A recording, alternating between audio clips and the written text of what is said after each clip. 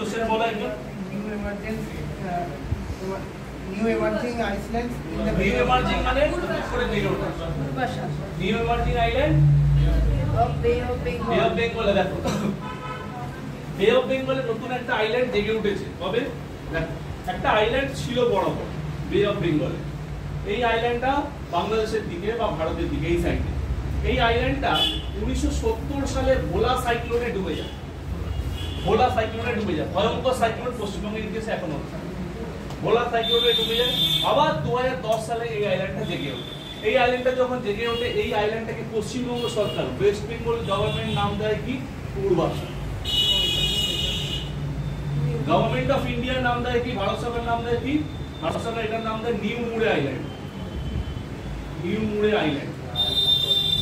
বাংলাদেশ বলছে এদের একটা এখানে আইল্যান্ড আছে তালপাত্তি আইল্যান্ড তালপাতা ওরা বলে ঠিক আছে তাহলে ওর দক্ষিণ ঘাট এটাকে বলছে তা বাংলাদেশের কি বলছে বাংলাদেশ এটাকে বলছে সাউথ তালপাত্তি আইল্যান্ড সাউথ তালপাত্তি আইল্যান্ড তিনটে নাম বাংলাদেশ এটাকে সাউথ তালপাত্তি বলে পশ্চিমবঙ্গে এটাকে পূর্বাশা বলে ভারত সরকার এটাকে কি নামে এন্টিটি করে নিউ মুড়ে আইল্যান্ড বা নিউ মুড় আইল্যান্ড ঠিক আছে এটা হচ্ছে Purbasha next next next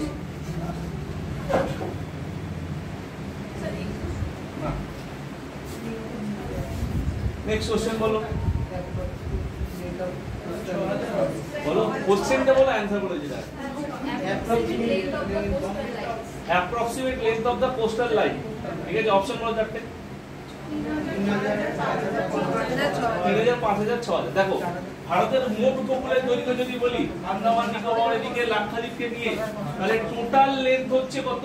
7516.6 kilometre কিন্তু অ্যাজ পার অপশন অনুযায়ী যদি যায় তাহলে মেন ল্যান্ডকে বোঝাতে চাইছে যে এইখান থেকে এই গুজরাটের কচ্ছগান থেকে পশ্চিমবঙ্গ অবধি কত